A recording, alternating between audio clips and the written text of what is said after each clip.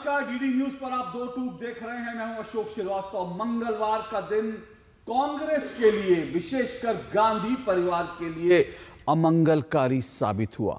एक तरफ रॉबर्ट वाड्रा, जो प्रियंका गांधी वाड्रा के पति हैं, एक तरफ गुड़गांव लैंड डील मामले में ईडी ने आज कई घंटों तक रॉबर्ट वाड्रा से पूछताछ की, और जैसे ही रॉबर्ट वाड्रा इस पूछताछ से ईडी के दफ्तर से बाहर आए, तब तक एक बड़ी ब्रेकिंग न्यूज आ गई। और बड़ी खबर यह कि सोनिया गांधी और राहुल गांधी, जी हां, कांग्रेस के दोनों पूर्व अध्यक्ष हैं, सोनिया गांधी और राहुल गांधी के खिलाफ ईडी ने जो नेशनल हेराल्ड घोटाला था उस मामले में चार्जशीट दाखिल कर दी है। जी हां, नेशनल हेराल्ड घोटाले में सोनिया गांधी और राहुल गांधी के खिलाफ चार्जशीट दाखिल हो गई है। यह अपने आप में आज की नहीं, बल्कि कह सकते हैं इस साल की बहुत बहुत बड़ी खबर है, और आने वाले दिनों में देश की राजनीति में एक बड़ा परिवर्तन हो ला सकती है। यह खबर इतनी अहम खबर है। दो टूक में आज हम इसी पर चर्चा करेंगे, क्योंकि आज सवाल यह उठ रहा है, अब की बार क्या फंस गया है गांधी परिवार? क्योंकि बहुत सारे लोग ये भी आप आकलन लगा रहे हैं, ये भी अनुमान लगा रहे हैं कि क्या सोनिया गांधी और राहुल गांधी को इस मामले में जेल जाना पड़ सकता है, क्योंकि ईडी ने हालांकि सोनिया गांधी और राहुल गांधी दोनों से साल 2022 में पूछताछ की थी। राहुल गांधी से करीब करीब 50 घंटे पूछताछ हुई थी, सोनिया गांधी से 12 घंटे पूछताछ हुई थी, लेकिन 2022 के बाद लगभग इस मामले में खामोशी थी। लेकिन ईडी चुपचाप अपना काम कर रही थी, और कहा यह जा रहा है कि अब ईडी ने अपने तमाम सबूत और तमाम दस्तावेजों को पुख्ता करने के बाद, तमाम जानकारी पुख्ता तरीके से जुटाने के बाद 2025 में, यानी करीब करीब 3 साल बाद, नेशनल हेराल्ड घोटाले में अपनी जो चार्जशीट है वो दायर कर दिया है, दाखिल कर दिया है। 25 जुलाई से इस मामले में कोर्ट में, इस मामले में जो है सुनवाई शुरू होगी। आगे क्या होगा, अदालती प्रक्रिया हम नहीं जानते, बहुत सारे कानूनी दाव पेच हो सकते हैं, वो भी अपने आप में सब जो जाहिर सी बात है उसका खुलासा होगा। लेकिन बड़ी बात यह है कि क्या गांधी परिवार और कांग्रेस के लिए मुश्किलों के नए दौर की शुरुआत हो गई है, क्योंकि अगर ईडी ने कुछ पुख्ता सबूत जुटाकर एक कार्रवाई की है, जाहिर सी बात है ईडी ये सोनिया गांधी और राहुल गांधी के खिलाफ कोई भी कार्रवाई करनी होगी तो ईडी हल्के हाथ से नहीं करेगी। उसने तमाम चीजों को खंगाला होगा, टटोला होगा, उसके बाद ये बड़ी कार्रवाई की होगी। दो टूक में आज हम इसी पर चर्चा करेंगे। क्या ये राजनीतिक बदले की कार्रवाई है, जैसा कांग्रेस कह रही है, क्योंकि कांग्रेस ने कहा है कि ये सीधा सीधा राजनीतिक बदले की कार्रवाई है। कल जो है कांग्रेस ने ऐलान किया कि ईडी के तमाम दफ्तरों के बाहर कांग्रेस के कार्यकर्ता धरना प्रदर्शन करेंगे। लेकिन क्या ये धरना प्रदर्शन से क्या कांग्रेस को कोई राहत मिलेगी? दो टूक में आज इन सब पे चर्चा करेंगे। अब की बार क्या फंस गया गांधी परिवार, इस पर चर्चा करेंगे। इससे पहले इसको लेकर जो तुरंत शाम के बाद जो प्रतिक्रियाएं आई हैं, जल्दी से आपको सुनवाता हूं।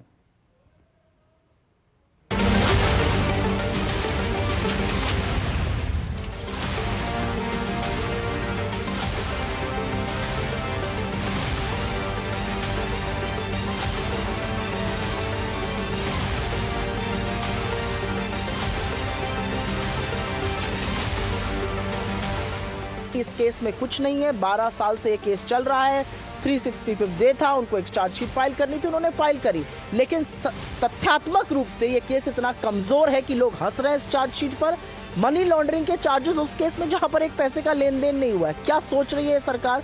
आपको इसका दिवालियापन समझ में आ रहा है? जनता का माल अपनी जेब में डाल, चाहे वो कर्नाटका में हो वहाँ करते हैं, चाहे वो रॉबर्ट वाड्रा का किस्सा हो, वहाँ पर भी हमने देखा है कि कैसे जनता की और किसानों की ज़मीनें ले ली, और चाहे हम नेशनल हेराल्ड का केस देखें तो वहाँ पर भी पब्लिक संपत्ति को अपना बना दिया।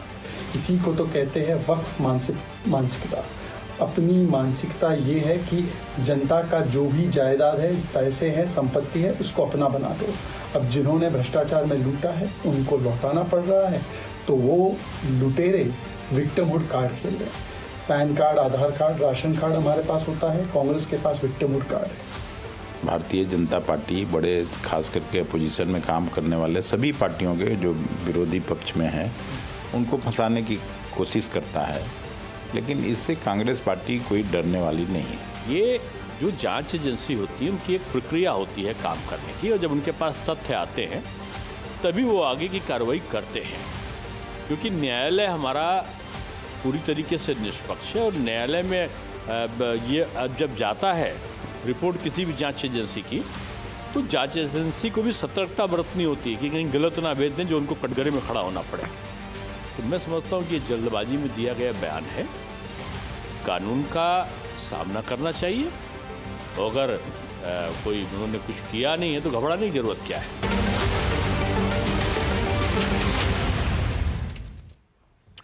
दोनों तरफ से अपने अपने दावे किए जा रहे हैं। कांग्रेस जो है प्रदर्शन करने की तैयारी कर रही है, बोल रही है राजनीतिक बदले की भावना से किया गया कदम है। बीजेपी कह रही है कानून अपना काम करेगा और ईडी ने अगर ये कार्रवाई की है तो बहुत ठोक बजा के की होगी। आज मेरे साथ दो टूक में 4 मेहमान जुड़ेंगे, लेकिन उससे पहले मैं तुरंत आपको उदित राज जी के पास ले जा रहा हूं। पूर्व सांसद हैं और फिलहाल जो है कांग्रेस में हैं, पहले बीजेपी में थे। और उदित राज जी जो हैं कांग्रेस के वरिष्ठ नेता, इस वक्त मेरे साथ जुड़ चुके हैं। उदित राज जी, बहुत बहुत शुक्रिया आपका जुड़ने के लिए। उदित राज जी, क्या कह सकते हैं, गांधी परिवार के लिए खतरे की घंटी बज गई है?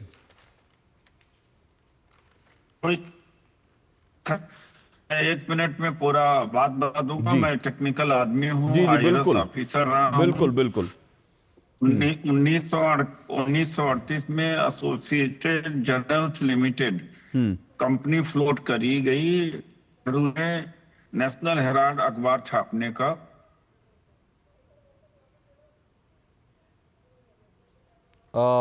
नेटवर्क की प्रॉब्लम आ रही है उदित राज जी आपके। क्या उदित राज जी आप अगर ओके, उदित राज जी के नेटवर्क में प्रॉब्लम है। वो कह रहे थे कि इसमें कुछ नहीं है, मैं टेक्निकल आदमी हूं। मैं कोशिश करूंगा उदित राज जी के पास एक बार फिर से, जैसे ही उनका नेटवर्क ठीक हो। जी उदित राज जी, आपका अगर नेटवर्क ठीक है, अगर आपको सुन पाए तो। जी अब ठीक हो। जी जी बोलिए उदित राज जी, बोलिए। तो उस समय फिर 2008 में नेशनल हेराल्ड बंद हो गया और फिर उसका मैनेज करने के लिए यंग इंडियन लिमिटेड 2010 में फ्लोट होता है। नॉन प्रॉफिट ऑर्गेनाइजेशन है। नॉन प्रॉफिट ऑर्गेनाइजेशन में न डिविडेंड पे कर सकते हैं, न कमर्शियल ट्रांजैक्शन हो सकता, न 1 रुपए का लेना देना हुआ और 1 रुपए का कोई लेन देन नहीं है, कोई प्रॉपर्टी ट्रांसफर नहीं हुआ है, कोई अचल संपत्ति का ट्रांजैक्शन नहीं हुआ, केवल मैनेजमेंट का है। ये पूरा नेशनल लेवल पर है। ये फिर ऑफ फिक्सेशन है, फिक्टिशियस है, इमेजिनेशन है और टेक्निकली ये मामला 1 मिनट में भी 1 मिनट नहीं टिकेगा अदालत में। अगर अदालत में सही सुनवाई हो गई है तो, चूंकि कोई ट्रांजैक्शन हुआ ही नहीं है। और जब कोई कंपनी 12A में चैरिटेबल एक्टिविटीज होती है, income tax act of 12A में जब रजिस्टर्ड हो जाती है तो कंपनी प्रॉफिटेबल हो ही नहीं सकती। जब नॉन प्रॉफिट कंपनी है तो उसमें कौन सा इसमें कमर्शियल ट्रांजैक्शन है, तो कौन सा एम्बेजलमेंट बनता है, कौन सा भ्रष्टाचार बनता है? उदित राज जी, एक सवाल लीजिए। आपने कहा ठीक है, इसमें कोई प्रॉपर्टी का ट्रांजैक्शन नहीं हुआ, पैसे का ट्रांजैक्शन नहीं हुआ, लेकिन इसमें लोन जो करीब 750 से ज्यादा लोगों के लोन थे, 761 शेयर होल्डर्स थे, उनके लोन जो है वो 761 शेयर होल्डर्स के लोन जो है वो चुपचाप सोनिया गांधी जी के और राहुल गांधी जी के नाम ट्रांसफर हो जाते हैं। और उनमें से 761 लोगों में से कुछ लोग कह रहे हैं कि हमको ना इस बारे में सूचना दी गई, ना हमें बताया गया। टेक्निकल ग्राउंड पे आप टेक्निकल ग्राउंड पे मजबूत व्यक्ति है, लेकिन मेरा एक छोटा सा एक आम आदमी की तरह सवाल है। कल को मेरे दादाजी, मेरे पिताजी ने अगर कोई पैसे देकर के कोई शेयर खरीदे, क्या किसी को भी वो राइट है कि मेरी बिना मर्जी के, मैं उनका वारिस हूं और मेरी बिना मर्जी के मेरे दादाजी के शेयर जो हैं वो कांग्रेस पार्टी में किसी नेता के नाम कर दिए जाएं? क्या ये धोखाधड़ी नहीं हुई? देखिए, ऐसा है कि ये जो यंग इंडियन लिमिटेड है, इसका एक लिमिटेड पर्पज है। क्योंकि जब प्रेस बंद हो गया तो प्रॉपर्टीज को मैनेज करने के लिए ये कंपनी बनाई गई, एक बात है। दूसरी बात है, बहुत संभव है कि ईडी ने इनकम टैक्स में डरवा करके इस तरह का स्टेटमेंट कुछ लोगों से ले सकता है कि अब तक हमारे ज्ञान में है।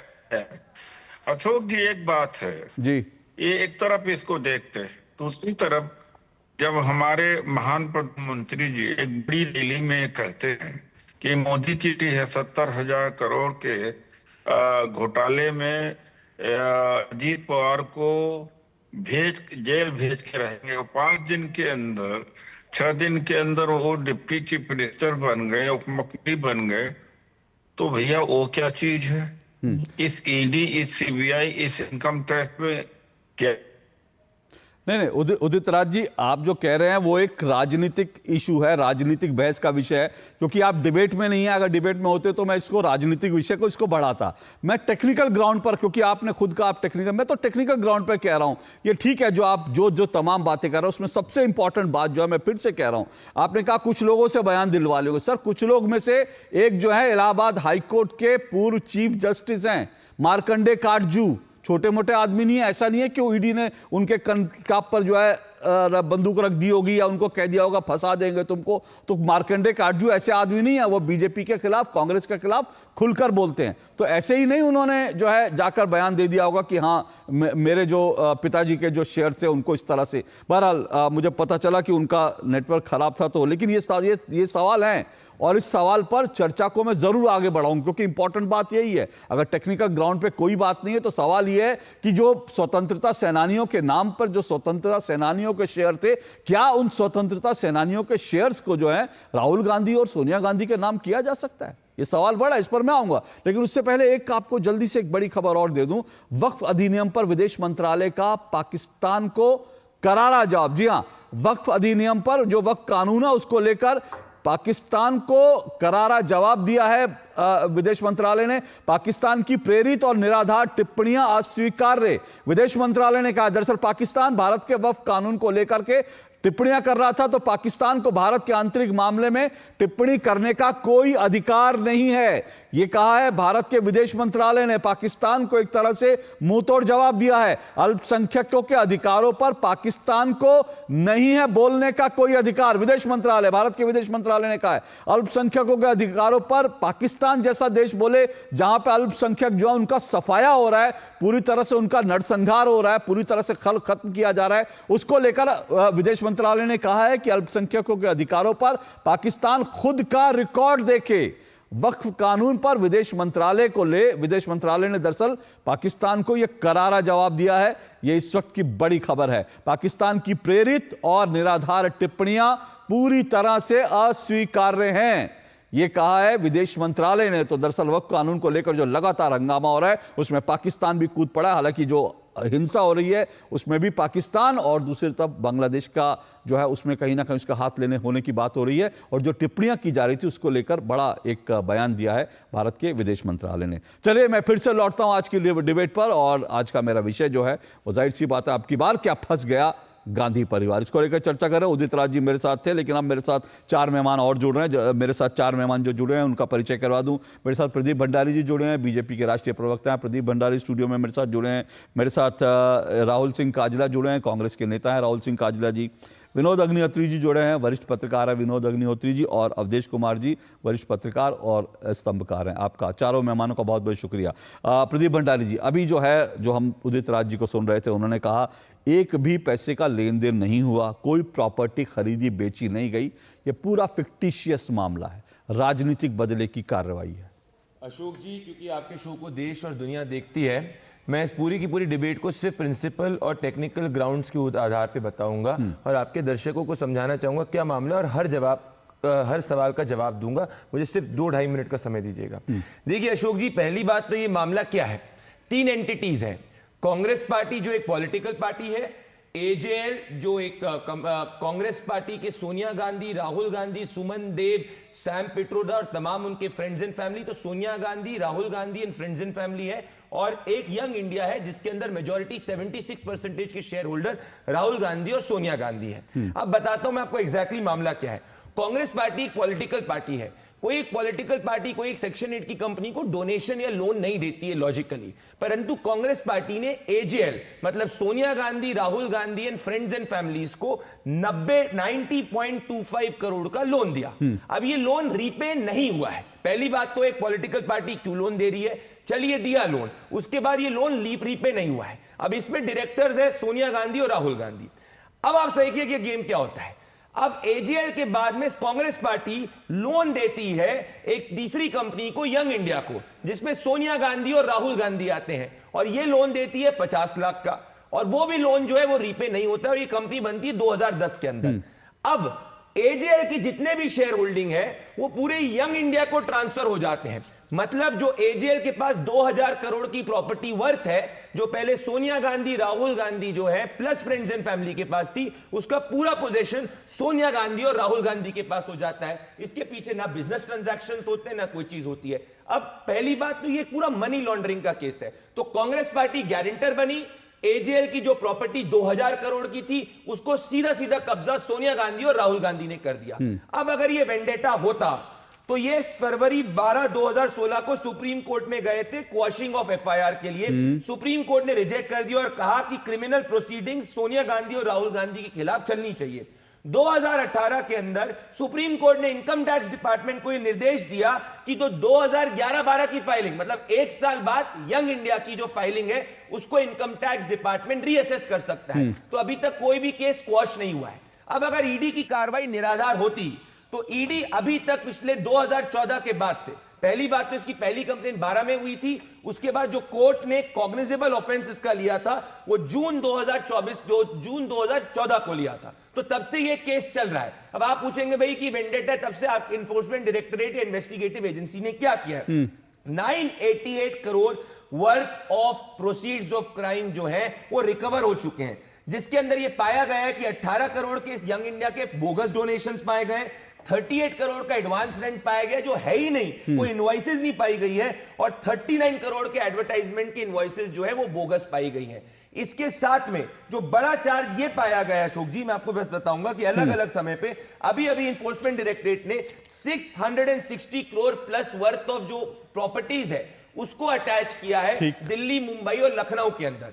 तो ये पूरी लीगल प्रोसीडिंग्स चल रही है। ये लार्जर मामला जो है वो सोनिया गांधी और राहुल गांधी द्वारा कांग्रेस पार्टी को एक गारंटर बनाकर पूरी 2000 करोड़ की एजेएल की जो संपत्ति है उसको एक निजी संपत्ति और निजी रूप से हड़पने की बात है। और अभी तक एक भी कोर्ट ने कॉन्ट्ररी ओपिनियन नहीं दी है, ना एक भी केस को क्वॉश किया गया है, भले वो सुप्रीम कोर्ट हो गया या भले वो दिल्ली हाई कोर्ट हो गया। तो आज जो है कानून जिसने अपना काम शुरू किया था 2014 के अंदर, वो आप 2025 के अंदर finally accused number 1 Sonia Gandhi, accused number 1 Rahul Gandhi पे मनी लॉन्ड्रिंग और 2000 करोड़ की प्रॉपर्टी को करना। और 10 सेकंड अपनी बात कंप्लीट करूंगा। इनको 2000 करोड़ की प्रॉपर्टी अशोक जी जानते हैं कितने लोग के लोन पे मिली है? 50 लाख के। ठीक है, 50 लाख के लोन पे सोनिया गांधी, राहुल गांधी जिनका कोई बिजनेस ट्रांजैक्शन इंटरेस्ट नहीं है, जो ना कोई पुराने बिजनेसमैन रह चुके हैं, ऐसे दो इंडिविजुअल्स को 2000 करोड़ की प्रॉपर्टी कैसे मिल सकती है? लेकिन ना वो प्रॉपर्टी को बेच सकते हैं ना उसका कोई और फायदा ले सकते हैं। तो सवाल है कि वो तो अभी भी जो है उस कंपनी के पास ही रहेगी। वो ठीक है कि उस कंपनी में राहुल और सोनिया की हिस्सेदारी है, लेकिन वो ट्रांजैक्शन कहां हो रहा है? वो जा कहां रही है संपत्ति? पीएमएलए एक्ट ये कहता है अशोक जी की सेक्शन 40 में अगर आप देखेंगे कि भाई इट इज ये यूसेज, पोजेशन और जनरेशन की बात है। तो हम ये नहीं कह रहे हैं कि भाई ये जो चीज है वो उसने अलग से जाके थर्ड पार्टी को दे दी। बात यह है कि क्या 2000 करोड़ की प्रॉपर्टी जो पहले एक लार्जर एजेएल कंपनी जिसके अंदर मल्टीपल शेयर होल्डर्स थे उससे एक निजी पोजीशन के अंदर कैसे आ गया? क्या बीच में पैसा राउट हुआ है? ये मनी लॉन्ड्रिंग का चार्ज है। ओके, तो प्रदीप भंडारी ने तफसील से सारी जानकारी दी और उन्होंने टेक्निकल ग्राउंड पर भी इसका जवाब देने की कोशिश की। और बड़ी बात जो लगातार इस पूरी चर्चा में निकल कर अब तक एक भी कोर्ट से, एक भी अदालत से इस मामले में जो है कोई भी चीज क्वॉश नहीं की गई है। अदालत की टिप्पणियां मौजूद है। राहुल सिंह काजला, सवाल सबसे बड़ा यह है, देखिए इसको क्वॉश कराने के लिए आप लोग जा चुके हैं अदालत ने इसको मना कर दिया था। यह पूरा मामला जो है साल 2012 में पटियाला कोर्ट में जब सुब्रमण्यम स्वामी गए तब जाकर यह मामला खुला था। 2012 में किसकी सरकार थी वो आपको मालूम है, और अदालत के कहने पर यह पूरा मामला खुला। और इसमें कुछ गवाहियां हैं, फिर से बता रहा हूं, मार्कंडे काटजू हैं या शांति भूषण जैसे उनके लोग हैं, उन सबकी गवाहियां हैं। तो ऐसे में इसको सिर्फ राजनीतिक वेंडेटा नहीं माना जा सकता। कुछ तो ग्राउंड है जिस ग्राउंड पर कांग्रेस जो है जो कमजोर पिच पर खड़ी नजर आ रही है। आपने बिल्कुल ठीक बात कही। और अगर हम देखें, अगर ये मैटर इतना ही प्राइमा फेसाई होता, अगर जिसमें कन्विक्शन इतना इजी होता, तो जो बेल मिली थी वो भी कोर्ट के थ्रू ही मिली थी, तो वो बेल भी नहीं मिलती। अगर इस पूरे मैटर में कन्विक्शन इतना आसान होता तो जो रिलीफ पार्टीज को पहले मिल चुका है कोर्ट से वो भी नहीं मिलता, राइट। दूसरी बात, आपने इसमें जो विटनेस थे उनकी बात करी। एक विटनेस तो क्लियरली पॉलिटिकली मोटिवेटेड है। शांति भूषण जी का रोल, आप 2012 की आप बात कर रहे हैं, 2012 से लेकर के 2014 तक उनका जो रोल था पॉलिटिकल एक्टिविटीज में, वो भी पूरे देश ने देखा था। आप मार्कंडे काटजू जी की बात कर रहे हैं, go and check his social media platforms. आप उनके जो भी सोशल मीडिया प्लेटफॉर्म्स है जहां पर वो शेयर करते हैं किस तरीके की वो बात कर रहे हैं, कैसा उनका एक पब्लिक को लेकर के इंटरेक्शन होता है, उससे क्लियरली दिखता है कि वो उनकी जो एक बात है वो कोर्ट में वो कितनी स्टैंडिंग रखती है। तीसरी बात हम इसके ऊपर कर रहे हैं कि ईडी ने चार्ज किया है और ईडी ने चार्जशीट सामने रखी है, तो इसका आगे क्या नतीजा होगा। तो ईडी ने, आप देखिए, पिछले 5 साल में लगभग 3,500 मुकदमे दायर करे हैं, उसमें से सिर्फ 40 मुकदमों पर, लगभग 40 मुकदमों पर कन्विक्शन हुआ है, विच इज लेस देन 0.4%। तो ये दिखाता है कि ईडी पॉलिटिकली मोटिवेटेड है या कितनी एक एफिशिएंट एजेंसी है। और दूसरा, ये मुझे तो मेरे ओपिनियन में एक क्लियर केस है हेडलाइन मैनेजमेंट का किस तरीके से आज ये खबर बननी थी कि भाजपा के जो अलायंस पार्टनर है बिहार में वो अलायंस तोड़ करके बाहर निकले हैं। दूसरी खबर ये बननी थी जो कौन से अलायंस पार्टनर की बात कर रहे हैं? कौन से अलायंस पार्टनर की बात कर रहे हैं आप? मतलब जो अलायंस पार्टनर का एक भी कोई सांसद नहीं, कोई लेना देना नहीं उस अलायंस पार्टनर के लिए खबर मैनेज करने की। अगर आप खबर मैनेजमेंट की बात करते राहुल काजला जी, तो आप ये जरूर कह सकते थे, तब मैं आप पे डिबेट कर लेता कि हाँ भाई वक्फ कानून को लेकर जो विरोध हो रहा है उससे हटाने के लिए। लेकिन दूसरी बात सुनिए ना, एक मिनट आप दूसरी बात जो आप कह रहे हैं ईडी का कन्विक्शन रेट, मैं बार बार कह चुका हूं, ईडी के बड़े अधिकारी 2 टूक में जुड़ चुके हैं और वो बार बार कह चुके हैं ईडी का कन्विक्शन रेट जो है वो 90% से ज्यादा है, 90% से ज्यादा ईडी का कन्विक्शन रेट। क्यों? क्योंकि जो आप 40 बताते हैं वो मामले हैं जो कंप्लीट हो गए, अभी बड़े सारे। और ईडी अकेले सिर्फ पॉलिटिकल मामले डील नहीं करती, वो तो प्रकाश में भी नहीं आता। उसके जो है करीब 50-60% मामले जो हैं वो पॉलिटिकल नहीं होते, वो लोग जान भी नहीं पाते। तो इसलिए मुझे लगता है इस तरह से सिर्फ कहना बड़ा जनरलाइज हो। बोले प्रदीप जी, फिर मैं आगे बढ़ूं। मैं ये डिबेट पूरी फैक्ट्स पे कर रहा हूं। कांग्रेस के प्रवक्ता इधर उधर की बात कर रहे हैं, एक फैक्ट नहीं कोट कर रहा। मैं अपने आर्ग्यूमेंट को आगे ले जाना चाहता हूं। अगस्त 2022 के अंदर ईडी ने यंग इंडिया के दिल्ली ऑफिस हेराल्ड हाउस को सील किया था। कोर्ट ने इस बात को एक्नॉलेज करा था। जून 2022 के अंदर ट्रायल कोर्ट ने, ईडी ने कहा था कि हम सोनिया गांधी और राहुल गांधी की क्वेश्चनिंग करेंगे जब पूरा का पूरा कांग्रेस पार्टी जो है वो दिल्ली की सड़कों को जाम कर दिया था। कोर्ट द्वारा ऑर्डर था, कांग्रेस पार्टी बौखला गई थी। 2023 के अंदर attachment of 751.9 crore worth of property जो है वो ट्रायल कोर्ट ने ईडी की एक्नॉलेज करा था। तो मैं आपसे वापस से कहने की कोशिश कर रहा हूं, कौन से कोर्ट ने अभी तक कहा है कि पीएमएलए के हिसाब से केस नहीं चलना चाहिए? कौन से कोर्ट ने कहा है कि ईडी को जो है ये केस बंद कर देना चाहिए? भाई, bail does not mean acquittal. कब से लॉ हो गया? लालू प्रसाद यादव फॉर्डर स्कैम के अंदर बेल पे घूमते 33 सालों तक, कन्विक्ट हो गए मल्टीपल कोर्ट से, क्या वो उस वक्त कहा जाएगा कि वो इनोसेंट है? तो मैं वापस से कह रहा हूं अशोक जी, ये पूरा मामला मनी लॉन्ड्रिंग का है कि एक पूरे के पूरे फ्रीडम फाइटर्स की कंपनी, फ्रीडम फाइटर्स के शेयर 2000 करोड़ जो उनकी प्रॉपर्टी थी उसको सोनिया गांधी और राहुल गांधी ने कब्जा किया है। और इसीलिए कोर्ट ने एक भी ईडी की कार्रवाई को अभी तक स्टे नहीं किया है, ना एक भी एफआईआर को कहा है कि स्क्वॉश करना चाहिए। ओके, राहुल जी काजल रिस्पॉन्ड कीजिए, फिर मैं बाकी 2 मेहमानों के पास जाऊंगा, क्योंकि देखिए ये बड़ी बहस है। और फिर से कह रहा हूं, टेक्निकल ग्राउंड पर अगर देखते हैं तो फिर से कह रहा हूं, जो आपने बेल की बात की, जाहिर सी बात है बेल मिलने का मतलब ये नहीं होता कि आप जो है आरोप मुक्त हो गए। बेल तो सबको मिल जाती है, बड़े बड़े अपराध में मिल जाती है बेल, वो इशू नहीं होता। लेकिन जो बड़ा इशू है वो ये है कि कोर्ट में बार बार कांग्रेस ने इसको दरवाजा खटखटाया, लेकिन एक भी मामला क्वेश्चन नहीं हुआ। कोर्ट के निर्देश पर पूरी जांच आगे बढ़ रही है। अशोक जी, अगर कोर्ट ने बेल दी है तो बेल किन्हीं ग्राउंड्स पर दी गई है। अगर बेल नहीं दी जाने की आप कह रहे हैं कि हर मैटर में मिल जाती है, अरविंद केजरीवाल जी को जेल में डालना था। सर, अरविंद केजरीवाल जी को तो चुनाव प्रचार के लिए बेल मिल गई, उसमें क्या हुआ? लेकिन वो निर्दोष साबित नहीं हुए ना सर। नहीं, बेल मिलना, सुनिए ना, आपकी बात ठीक है भाई सुनिए, बेल अगर मैं कानून, राहुल जी आप कानून के विद्यार्थी होंगे, मैं तो कानून का विद्यार्थी नहीं हूं, लेकिन बेल के कई ग्राउंड्स होते हैं। उन ग्राउंड्स में अगर कोई ऐसा व्यक्ति जिसका मामला चल रहा है वो ये भाग नहीं सकते। ऐसा नहीं है कि राहुल जी और सोनिया गांधी देश छोड़ के भाग जाए। ऐसे सब ग्राउंड जब देखता है कोर्ट तो उसमें बेल मिल जाती है। और जांच अभी चल रही है, चार्जशीट जब तक दायर नहीं हुई थी तब तक बेल मिली, अब तो चार्जशीट आ गई ना सामने। नहीं, सिमिलर ग्राउंड ही दूसरे केसेस में भी रहे हैं Bail Ashok ji. is the rule, jail हम is ये the भी नहीं exception, मान अशोक सकते जी, कि एक that's देश के basic सिटिंग criminal मुख्यमंत्री भाग jurisprudence. करके चले जाएंगे। और अगर किसी मैटर में अगर इतना प्राइमा फेसाई कन्विक्शन अगर हो सकता था तो उसमें जो कस्टडी थी वो एजेंसीज मांगती चलिए, मैं तो एक बात कहता हूँ, सुनिए ना। हाँ। 2015 के अंदर सोनिया गांधी और राहुल गांधी ने कोर्ट के सामने ये दरख्वास्त रखी थी कि हमें बेल इस कारण देना चाहिए कि हम जो है वो देश छोड़ के नहीं जाएंगे। कोई इन्वेस्टिगेशन या prima facie merits of the case पे बेल नहीं मिली है। एक मिनट, मैं फिर से कह रहा हूं एक बात। देखिए, बेल मिलना, अगर बेल मिलने को आप सही मान रहे हो तो इसका मतलब कांग्रेस खुद मान रही है कि कोर्ट की प्रोसीडिंग सही है, क्योंकि आप बेल मिलने को, तो अगर कोर्ट की प्रोसीडिंग सही है तो फिर यकीन रखिए फिर तो अदालत में मामला, चार्जशीट दायर हुई है, मामला आगे बढ़ेगा। बहरहाल मैं बाकी दो मेहमानों के पास भी जाऊंगा इस डिबेट को आगे बढ़ाने के लिए। विनोद अग्निहोत्री जी, क्या आपको लगता है इस मामले को लेकर 2022 में जो है पूछताछ हुई थी, उसके बाद से बहुत सारे लोग कह रहे थे ठंडे बस्ते में क्या हुआ लोग पूछते थे, लेकिन अब लगता है कि ईडी ने ठोक बजा करके पूरी तैयारी करके चीजों की पड़ताल करने के बाद दायर किया है। और जाहिर सी बात है ईडी भी जानती है कि भैया अगर इस मामले में हल्का हाथ रखा, बिना किसी फैक्ट के गए, कमजोर तथ्यों के साथ गए, 2 मिनट में केस उठ जाएगा, क्योंकि कांग्रेस के पास धुरंधर से धुरंधर वकील हैं। जैसा कि इसकी बहुत तकनीकी चीजों के बारे में तो मैं नहीं जाऊंगा, इसके राजनीतिक जो डायमेंशन है उस पर मैं बात करूंगा।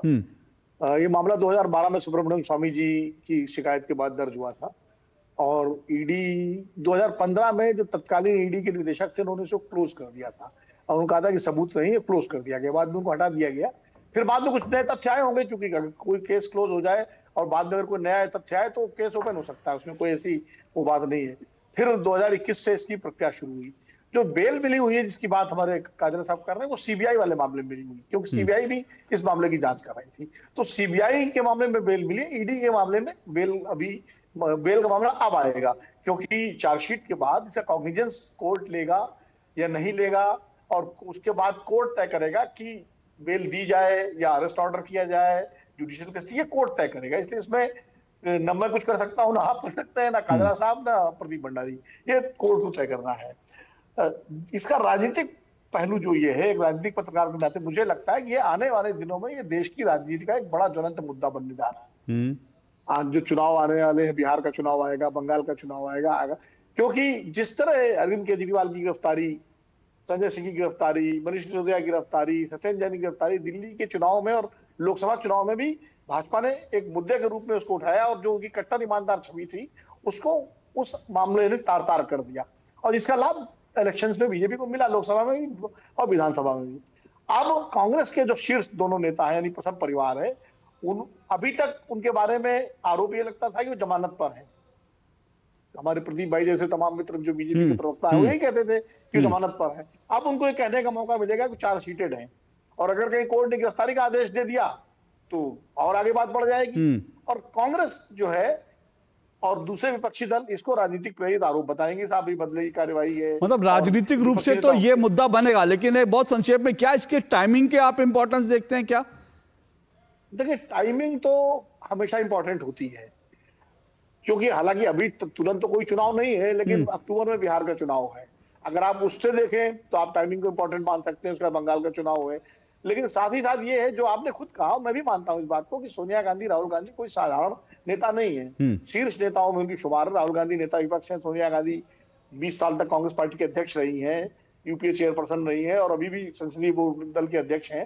तो ईडी या कोई भी एजेंसी अगर किसी मामले में कोई कार्रवाई करेगी तो बहुत ठोक बजा के, फूक फूक करके, टाइम लेकर के करेगी। अब ये 3 चीजें एक साथ हुई पिछले 3 दिन में।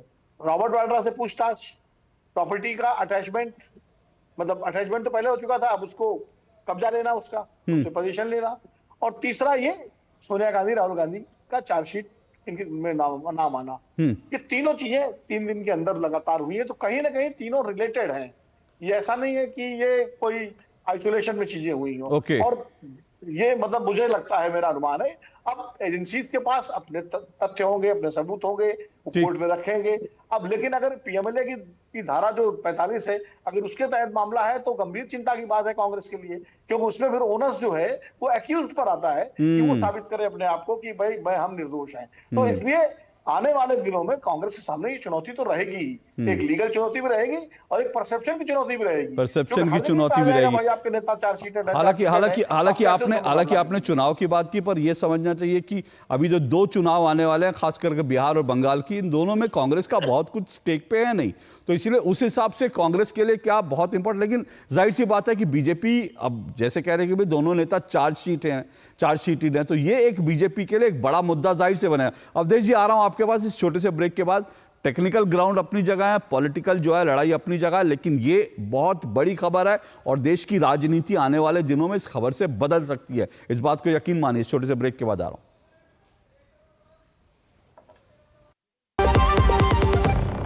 बिहार से मुंबई की फिल्मी चकाचौंध तक के सफर में मुझे कई लोगों के साथ काम करने का तजुर्बा हुआ।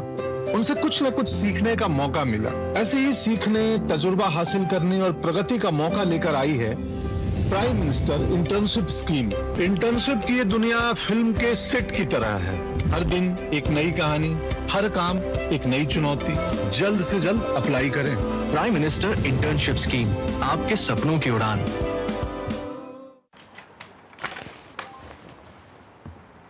बोल बोल के थक गया। क्या हुआ? नया किड बैग चाहिए। तो पहले कैप्टन से बोलो, नहीं सुना तो मैनेजर से। करेक्ट। तो ऐसे ही पहले शिकायत बैंक से करें, 30 दिनों में जवाब या समाधान ना मिलने पर सीएमएस पोर्टल पे शिकायत करें। तो पहले बैंक फिर सीएमएस पोर्टल, नहीं तो शिकायत होगी नामंजूर। चले ले आ गया नया किड बैग। आरबीआई कहता है पहले अपना बैंक फिर आरबीआई ओम्बुड्समैन। जब धरती चीर कर निकलता है लोहे का पत्थर और मिलता है मोंगिया के जोश से, फिर तपता है, पिघलता है और बनता है फौलाद। अब होता है सरिया सारी खूबियों के साथ। मोंगिया स्टील, मजबूत देश का मजबूत सरिया।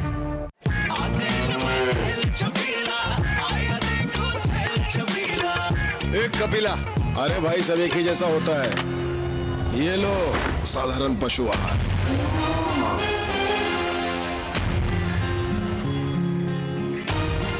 इस देश की हर माँ, बच्चे, बूढ़े, जवान, खिलाड़ी, डॉक्टर, इंजीनियर, सबको गाय भैंस की दूध की शक्ति पर भरोसा है। और जब इन पशुओं को कपिला पशु आहार मिलेगा, तभी तो दूध सिर्फ ज्यादा ही नहीं, शक्ति से भरपूर भी होगा।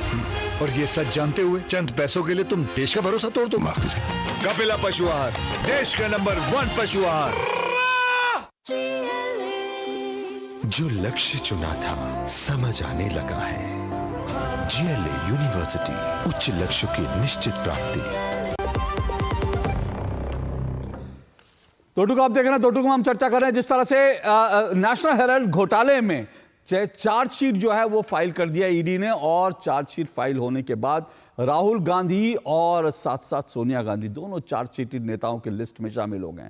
तो अब की बार क्या फंसेगा गांधी परिवार, इस पर आज हम चर्चा कर रहे हैं। 4 मेहमान मेरे साथ जुड़े हुए हैं। प्रदीप भंडारी मेरे साथ जुड़े हुए हैं बीजेपी से, मेरे साथ राहुल सिंह काजला कांग्रेस के नेता हैं, विनोद अग्निहोत्री जुड़े हुए वरिष्ठ पत्रकार हैं, अवधेश कुमार जी वरिष्ठ पत्रकार हैं। अवधेश कुमार जी, ये मामला टेक्निकली भी एक तरफ है, कानूनी रूप से जाहिर सी बात है कानूनी रूप से ये आगे चलेगा, लेकिन इसके पॉलिटिकल इंप्लीकेशन भी बड़े गंभीर होने वाले हैं। क्या लग रहा है आपको कि क्या, कुछ लोग तो ये कह रहे हैं, आज चर्चा ये भी थी कि क्या राहुल गांधी और सोनिया गांधी को जेल भी जाना पड़ सकता है क्या? अब भाई आज तो प्रदीप भंडारी जी जिस ढंग से एकदम वकीलों की तरह तर्क दे रहे हैं, तथ्य दे रहे हैं, मुझे लगता है इनको कोर्ट में जाना चाहिए अगर ठीक से, क्योंकि 2012 का केस है, 2025 में चार्जशीट जारी हो रहा है 13 साल बाद। अगर इसका फैसला होने में 12 साल और लग गया तो क्या होगा? तो फास्ट होना चाहिए था। और इस ईडी ने 2015 में, आपको याद होगा, हम लोग ने डिबेट इस पर किया था आप ही के साथ, जहां तक मुझे याद है, 2015 में इस केस के क्लोजिंग करने के लिए कोर्ट में अर्जी दायर कर दी थी। और जब दायर हो गई उसके बाद सोनिया स्वामी जी ने फिर कोर्ट का दरवाजा खटखटाया, हाई कोर्ट का, और प्रधानमंत्री जी को पत्र लिखा कि आपकी ईडी कैसे काम करे, फिर हाई कोर्ट के आदेश पर हुआ कि नहीं इसको केस चलाओगे। तो अभी पता नहीं आगे क्या होगा। देखिए ऐसा है, पॉलिटिकल इंप्लीकेशन, जब राहुल गांधी जी सोनिया जी से पूछताछ हुई थी, जब पूरा एकदम विजय चौक पर उसके विरुद्ध में मार्च हुआ था और लगातार पूछताछ हुई थी, सवाल हुई थी, उसके पहले जब ये मामला हुआ था, अभी अभी जो राहुल सिंह कादला है, तो उस समय इसका पॉलिटिकल इसका राजनीतिक प्रभाव क्या हुआ, ये देखने की बात है। क्या ये देखने की बात है कि जो 2012, 13, 14 में जो भ्रष्टाचार के आरोप थे और 14 में कांग्रेस का पतन हुआ, वो पराजित हुई, या 2019 में भी हुई, उसके पीछे अन्य भ्रष्टाचारों के साथ इसकी भी क्या भूमिका थी? क्योंकि हर सभा में थी 2019 में कि ये तो जमानत पर है दोनों, वो तो विषय पूरे देश में उठता रहा है। लेकिन 2020-21 में कोविड के कारण, और उसके बाद 22, 23, 24 में मामला थोड़ा ढीला पड़ गया। अब ये फिर से 2024 के बाद उठा है, और इस समय कोई ऐसा चुनाव नहीं है जिसमें से कांग्रेस डायरेक्ट है। लेकिन राहुल गांधी इस समय जिस रणनीति पर काम कर रहे हैं देश में, कि राहुल गांधी इस समय कांग्रेस को भाजपा के पैरेलल क्षेत्रीय दलों के साथ रहते हुए भी मुसलमानों की, पिछड़ों की, दलितों के आधार पर, और एक पुराने जो CPIML का कैरेक्टर होता था जैसे, या कुछ उस टाइप से बनाने की कोशिश कर रहे हैं, उसको लेकर के उसमें क्या समस्या आ सकती है, ये पहले देखने की है। अब इस समय देखिए, चार्जशीट से मुझे तो कोई हैरत हुई नहीं है, क्योंकि 5 बार ये सुप्रीम कोर्ट जा चुके हैं, और ये केवल ईडी का केस नहीं है, ईडी भी है, CBI का भी है, इनकम टैक्स का भी है। तीनों मामले चल रहे हैं, तीनों नेशनल हेराल्ड से जुड़े हुए हैं। क्योंकि इनकम टैक्स का भी जो मामला है, जिस पर कि सुप्रीम कोर्ट गए थे राहुल गांधी जी और सोनिया जी की ये केस क्वेश किया जाए, उसने कहा कि नहीं, ईडी को, इनकम टैक्स को केवल हम कार्रवाई से लिए रोकेंगे, जांच और बाकी चीजें जारी रहेगी। यह स्पष्ट वो भी चल रहा है, क्योंकि वो जो इनकम टैक्स का रिटर्न है उसमें इस कंपनी का चीजें वैल्यू नहीं भरी हुई है। सेकंड जो CBI का केस है, वो तो इसमें जांच, CBI का जो है वो मामला है, वो आपराधिक धोखाधड़ी और बाकी चीजों का मामला चल रहा है। तो केवल एक केस नहीं है, ईडी ने चार्जशीट दायर किया है, तो इसलिए 3 केस चल रहे हैं। लेकिन जांच एजेंसियों पर तो सवाल उठते हैं ना, कि ये तो बार बार कांग्रेस का तो एकमात्र वो जो प्ली है वो ये है कि भाई जांच एजेंसियों का दुरुपयोग हो रहा है और गांधी परिवार को उसमें घसीटा जा रहा है। देखिए, ऐसा है, वो तो आरोप कोर्ट में नहीं चलेगा। अभी मामला जब न्यायालय के राजनीतिक रूप से आरोप लगा सकते हैं, लालू जी को सजा हो गई, फिर भी कहा जा रहा है कि भैया वो तो निर्दोष है, कोर्ट ने सजा दे दिया, 2 मामले में सजा हो चुकी है, वो अलग पक्ष है, वो चलेगा, इस देश में चलेगा। और चूंकि भ्रष्टाचार के मामले में अरविंद केजरीवाल जी जैसे लोग फंस रहे हैं, ममता बनर्जी के भतीजे पर केस हो रहा है, कई विपक्ष के नेताओं पर, तो सब इस समय जो है वो लालू यादव जी पर है, तो सब इस मामले में इकट्ठे हो जाते हैं पॉलिटिक्स में, और उनका वोट बैंक भी इससे प्रभावित होता है। वो अलग पक्ष है। लेकिन जरा देखिए कि जिस प्रथम परिवार को बिल्कुल एक नैतिकता का पैमाना माना जाता था, अगर ये प्रॉपर्टी 90 करोड़ रुपया लोन दिया, अगर कांग्रेस की प्रॉपर्टी रह जाती मान लीजिए, तब तो माना जाता कि उसमें ईमानदारी है, क्योंकि कांग्रेस का अखबार था कि अगर 90 करोड़ रुपया कांग्रेस इसमें लगा करके और कांग्रेस पार्टी इसको चलाती और कांग्रेस पार्टी की बात आती तो समझ में आ सकती थी। लेकिन आपने अलग से यंग इंडिया कंपनी बना दी, जो प्राइवेट लिमिटेड कंपनी है, उसमें 76% शेयर इनको दे दिया, 24% में आपने मोतीलाल वोरा को, ऑस्कर फर्नांडिस को, सुमन दुबे को और सैम पित्रोदा को दे दिया। पूरा परिवार एक तरह से गांधी परिवार के जो तो सोचिए ना कि मतलब क्या ये भ्रष्टाचार नहीं दिखाई दे रहा है। और ये जो लाइटियों पर जो इतनी बड़ी बिल्डिंग है, या मुंबई में है या लखनऊ में, उसके किराया कितने आ रहे होंगे हर महीने, और उसके आय कितनी है उस परिवार को, ये भी तो जरा देखिए। कि वो बंद, नेशनल हेराल्ड बंद हो गया था, लेकिन जो उसमें ऑफिस चल रहे थे वो तो किराया दे ही रहे थे ना भाई। ठीक है, सवाल तो ये हो गया है। तो इसीलिए देखिए, राजनीति अलग का विषय है, कानूनी टेक्निकल अलग पहलू है, लेकिन कांग्रेस की संपत्ति को प्रथम परिवार अपनी संपत्ति बनाती है। ओके, जाहिर सी बात है ये, जी ये इंपॉर्टेंट। मैं राहुल सिंह काजला, ओके राहुल सिंह काजला, देखिए कांग्रेस की ये बड़ा इंपॉर्टेंट पॉइंट है। अगर आप कहें कि भाई टेक्निकली इसमें कुछ नहीं है, टेक्निकली कुछ नहीं है, जैसा उदित राज जी भी कह रहे थे, पर सवाल ये है कि कांग्रेस पार्टी जो है वो गांधी परिवार की जागीर थोड़ी है। ये थोड़ी है कि राहुल गांधी और सोनिया गांधी, ठीक है वो कांग्रेस के अध्यक्ष रहे हैं और कांग्रेस के सर्वोच्च नेता है, लेकिन इसका मतलब ये थोड़ी है, वो बिल्कुल ठीक कह रहा है। अगर कांग्रेस के नाम पर होता तो भाई पब्लिक के बीच आप जाके कह सकते थे भाई ये कांग्रेस ने, नेहरू जी ने शुरू करी, कांग्रेस से जुड़े लोग थे, स्वतंत्रता सेनानी थे, उन्होंने इसके शेयर खरीदे और अब कांग्रेस के पास है। लेकिन अब तो सीधे सीधे सोनिया गांधी और राहुल गांधी का निजी संपत्ति एक तरह से हो गई है ना, तो फिर ये तो भ्रष्टाचार का बहुत बड़ा मामला अपने आप में बन जाता है। पहली, जब यंग इंडिया कंपनी का फॉर्मेशन हुआ था तब भारतीय राष्ट्रीय कांग्रेस के अध्यक्ष कौन थे?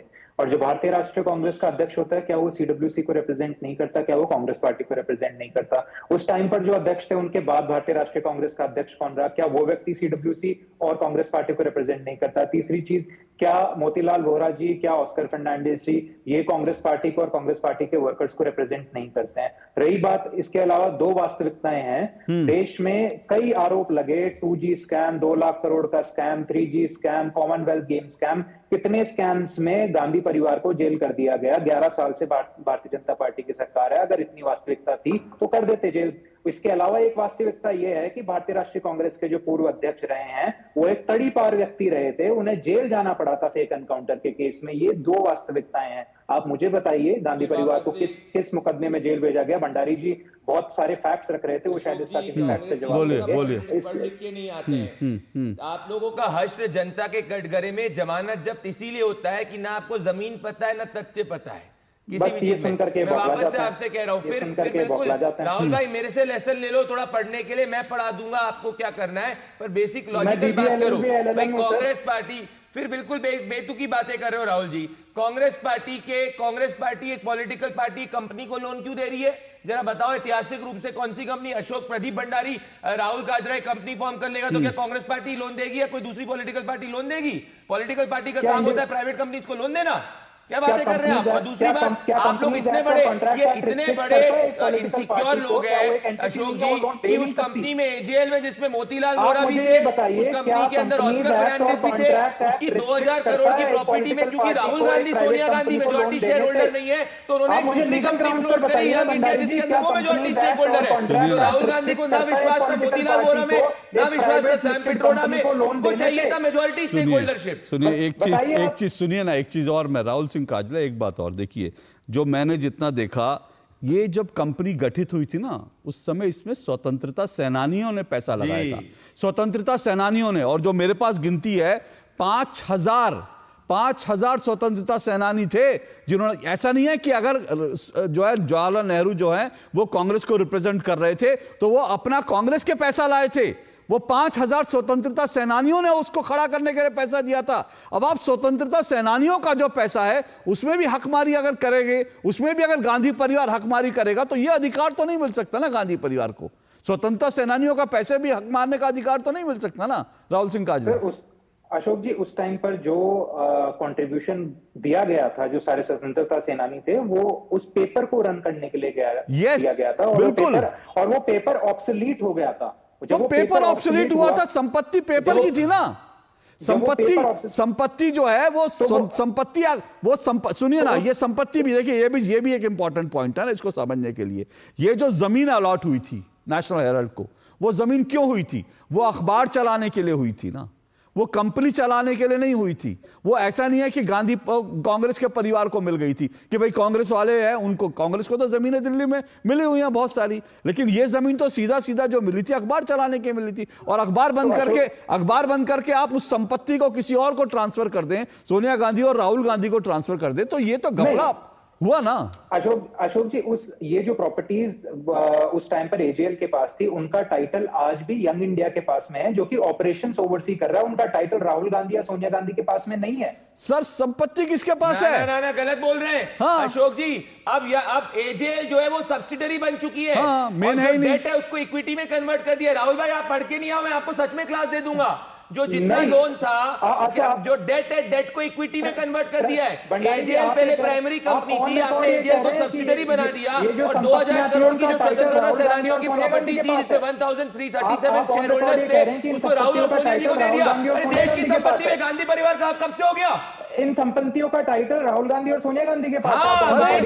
सर क्या बात कर रही है राहुल जी? एग्जैक्टली, थोड़ा एक मिनट राहुल जी, एग्जैक्टली यही बात है कि जो प्रॉफिट जो कुल मिलाकर 761 लोगों का जो शेयर था ना, वो अब 1% लोगों के पास चला गया। जो 761 लोगों का जो 99% शेयर था, वो 1% लोग, 1% में कौन है? 1% में सोनिया गांधी है, राहुल गांधी है, जिनके पास 76% है। और बाकी जो छोटे मोटे, वो सुमन दुबे कौन है बताने की जरूरत नहीं, सैम पित्रोदा कौन है बताने की जरूरत नहीं, मोतीलाल नेहरू सॉरी जो है मोतीलाल वोरा कौन है बताने की जरूरत नहीं, ऑस्कर फर्नांडिस कौन है बताने की जरूरत नहीं है सर।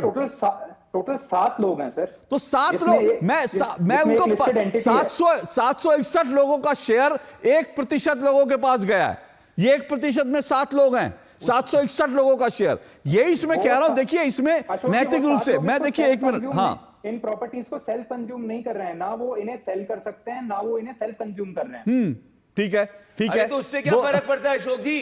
अगर एक 1057 शेयर होल्डर्स के पास में 2000 करोड़ की प्रॉपर्टी है और वो 2% के पास हो गई, तो इनडायरेक्टली तो उनकी वर्थ हो गई एक मिनट सुनिए ना सर, सुनिए ना 1 मिनट। मेरी ये तो बड़ा सिंपल सी बात है। मान लीजिए कि मैं एक कंपनी में जो है, उस कंपनी की मेरे पास 35% हिस्सेदारी है, वो कंपनी 2000 करोड़ का उसके पास संपत्ति है, तो अशोक श्रीवास्तव उसको भले ही ना बेच पाए, लेकिन अशोक श्रीवास्तव की वर्थ कितनी हो गई? और मेरे ख्याल से, अगर मैं गलत नहीं हूं तो, मैं विनोद जी और उसके बाद अवधेश जी आपके पास आ रहा हूं, अगर मैं गलत नहीं हूं तो इसमें यह भी एक आरोप लग रहा है कि राहुल गांधी और सोनिया गांधी ने चुनाव जो अपना चुनावी एफिडेविट दिया, उसमें इन संपत्तियों का ब्यौरा नहीं दिया था। क्या यह भी एक बड़ा गंभीर मामला जो है बन सकता है? विनोद अग्निहोत्री जी, देखिए ये तो फिर वही लीगल सवाल है कि क्या ये संपत्तियां उनके नाम की हैं, और अगर वो संपत्तियों के मालिक हैं तो निश्चित रूप से फिर गंभीर मुद्दा बनेगा, और अगर सिर्फ ट्रस्टी है तो मुद्दा नहीं बनना चाहिए। तो ये तो कानूनी मामला है कि क्या स्थिति है, चुनाव आयोग देखेगा इस मामले को अगर ऐसी स्थिति है। लेकिन संपत्ति जो आपके पास आपके नाम आपकी अपनी होती है, चल निजी संपत्ति होती है, उसका ब्यौरा देना होता है। तो क्या ये उनकी निजी संपत्ति मानी जाएगी या इंडिया ट्रस्ट या एक ट्रस्ट है? तो ये इसको देखना पड़ेगा। लेकिन मैं बार बार कह रहा हूं, जैसे अभी आपने कहा कि अभी जो बिहार में और बंगाल में चुनाव है, वहां कांग्रेस पार्टी की कोई स्टेक नहीं है। देखिए, कांग्रेस पार्टी का स्टेक हो ना हो, इंडिया गठबंधन का स्टेक दोनों जगह है। वहां ममता बनर्जी है इंडिया गठबंधन में, यहाँ आरजेडी और कांग्रेस और सीपीआई-एमएल को मिला के गठबंधन का स्टेक है। और हमेशा याद करिए, कोई भी चुनाव हो उसमें Congress party minor junior partner भी हो, लेकिन जो सत्ताधारी पार्टी है, बीजेपी है और उसके नेता है, वो सबसे ज्यादा अटैक कांग्रेस पर ही करते हैं, क्योंकि नेशनल लेवल पे कांग्रेस ही बीजेपी के मुकाबले विपक्ष की पार्टी है। ठीक है। अब इसी से जुड़ा एक सवाल जो आप कह रहे हैं, आज ही जो है कांग्रेस के खड़गे जी के यहां पर तेजस्वी यादव पहुंचे थे, सीट शेयरिंग को लेकर चल रहा है। क्या आपको लगता है ये केस जैसे जैसे आगे बढ़ेगा, क्या कांग्रेस की बार्गेनिंग पावर जो है, बार्गेनिंग की पावर है, क्या वो कम हो जाती है इससे?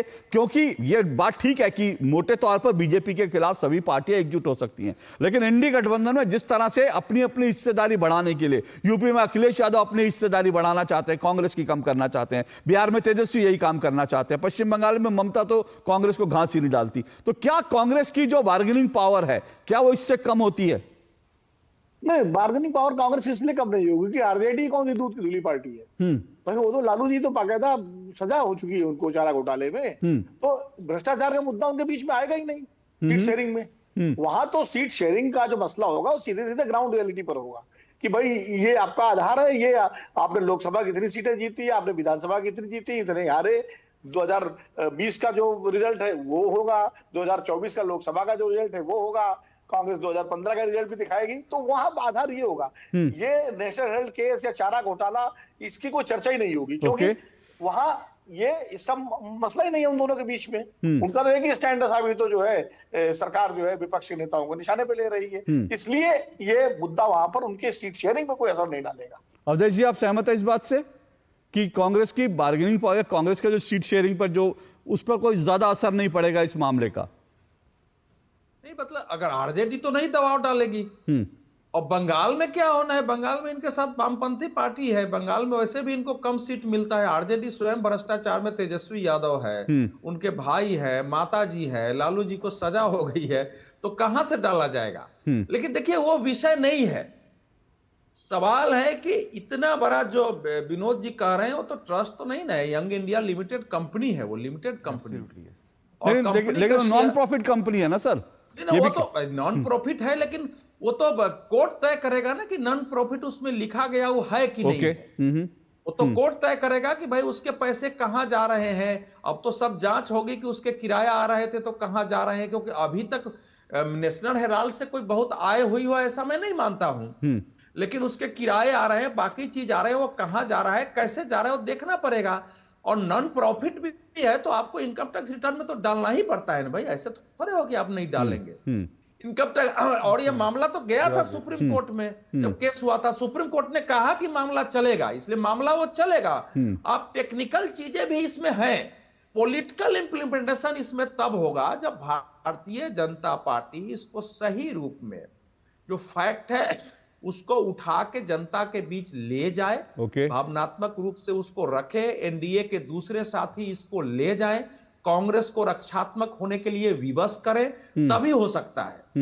अगर रक्षात्मक करने के लिए विवश नहीं करते हैं तो नहीं हो सकता है, क्योंकि अब भ्रष्टाचार के सारे आरोपों को खारिज कर, जब आतंकवाद के आरोप को खारिज कर दिया था कि बदले की भावना से है, जब पश्चिम बंगाल में जो कुछ हो रहा है उसमें जब बीजेपी कहां है, मुर्शिदाबाद में पूरा बीजेपी कर रही है, अगर विपक्ष के नेता बोल रहे हैं यार, तो आप मानते हैं कि इतना आसान है, लेकिन ये संघर्ष करना चाहिए और उसके लिए तथ्य और तर्क ढूंढना चाहिए।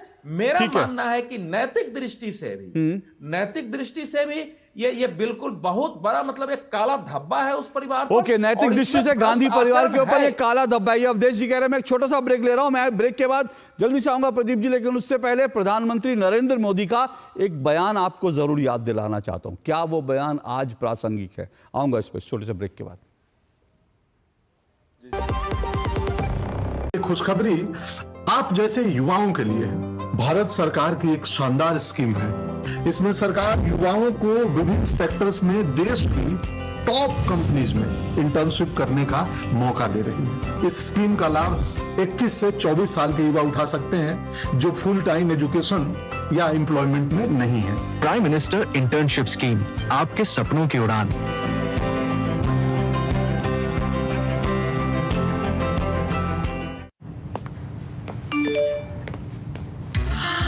$10 लाख की लॉटरी मुझे, वाओ! फर्जी ऑफर से सावधान। आरबीआई कहता है जानकार बनिए, सतर्क रहिए। प्रिय बाबा साहेब अम्बेडकर, आज हम भारतवासी आपका हर सपना सच कर रहे हैं। बिना भेदभाव अपने SC/ST वर्ग के भाई बहनों का जीवन आसान बना रहे हैं। उनको मुफ्त इलाज पहुंचा रहे हैं, खेती में उनका साथ निभा रहे हैं, पढ़ाई के लिए स्कॉलरशिप पहुंचा है, जो अवसर की राह तक रहे थे उन्हें पूरे मौके दिला रहे हैं, उन्हें इनोवेशन में पार्टनर बना रहे हैं। बाबा साहेब, हम प्रधानमंत्री नरेंद्र मोदी के नेतृत्व में इस 135वीं जन्म जयंती पर आपके बताए रास्ते पर चलने का संकल्प और मजबूत करते हैं। मेरी पसंद, मेरी पसंद, मेरी पसंद, मेरी पसंद, हमारी पसंद, हम सबकी पसंद। मजबूत देश का मजबूत सरिया होंगे स्टील।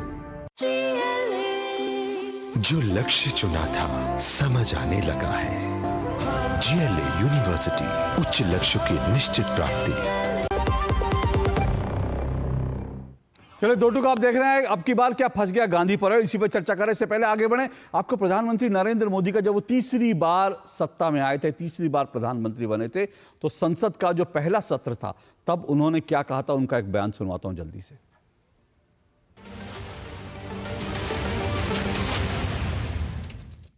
मैं आज सभापति जी इस इकोसिस्टम को चेतावनी देता हूं। मैं इस इकोसिस्टम को चेताना चाहता हूं।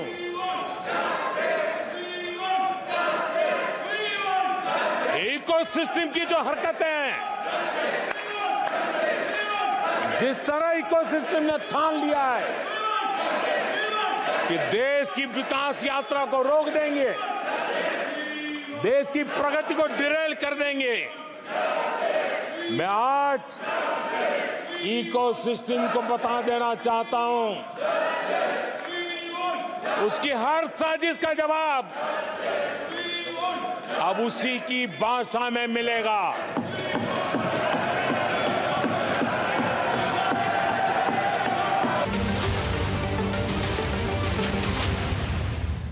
विजय भंडारी, प्रधानमंत्री का यह बयान, क्या प्रासंगिकता है इसकी आज? प्रासंगिकता यही है कि जिसने देश का लूटा है, जिसने देश को लूटा है, उसको लौटाना पड़ेगा। वो भले कितना भी बड़ा हो, हम राजशाही नहीं, हम सेवक लोग हैं। भले वो कितना बड़ा से बड़ा व्यक्ति हो, अगर किसी ने कुछ फ्रॉड किया है अशोक जी, तो उसको देश को पैसा चुकाना पड़ेगा। भ्रष्टाचारियों को सिर्फ और सिर्फ जेल जाना होगा। 10 सेकंड में बात करूंगा। ये जो नॉन प्रॉफिट का भी आर्ग्यूमेंट बेसलेस अशोक जी। अब राहुल गांधी और सोनिया गांधी ने एक ऐसी कंपनी जिसमें वो मेजॉरिटी स्टेक होल्डर है 76, उनके पास उस कंपनी में 2000 करोड़ की प्रॉपर्टी वर्थ है। उससे कितना रेंट आ रहा होगा, उससे क्या क्या चीज कर रहे होंगे, और क्या इनका बिजनेस हिस्ट्री है कि 2000 करोड़ की वर्थ प्रॉपर्टी की जो अलग जो एक अखबार की हुआ करती थी राहुल और सोनिया जी को मिल गई। ये एक लैंड ग्रैबिंग है। जो रॉबर्ट वाड्रा कर रहे हैं वही सोनिया गांधी कर रही है इस केस पर, वही राहुल गांधी कर रहे हैं। यही है प्राइमा फेसी पूरा केस। ओके, विनोद अग्निहोत्री जी, बहुत संक्षेप में, क्या कांग्रेस कह रही है राजनीतिक बदले की कार्रवाई है? क्या आपको लगता है इसमें राजनीतिक बदले की कार्रवाई है? देखिए, बदले की कार्रवाई है कि नहीं है ये तो मैं इसलिए नहीं तय कर सकता क्योंकि मेरे पास कोर्ट का फैसला आएगा, उसके बाद पता लगेगा कि क्या कार्रवाई है।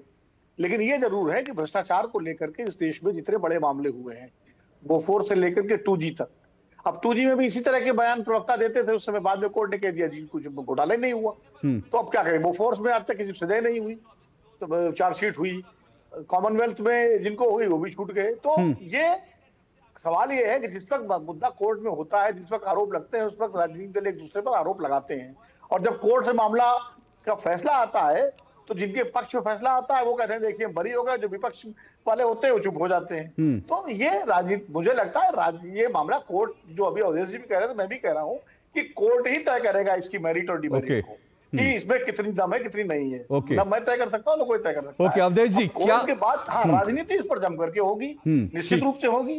और जैसे प्रधानमंत्री जी का आपने भाषण सुनाया, तो वो निश्चित रूप से उस भाषण को लोग कहेंगे, लेकिन फिर उस पर वो सवाल भी उठेगा कि भाई वो 77,000 करोड़ का घोटाला वाले तो आपकी पार्टी के मुख्यमंत्री है।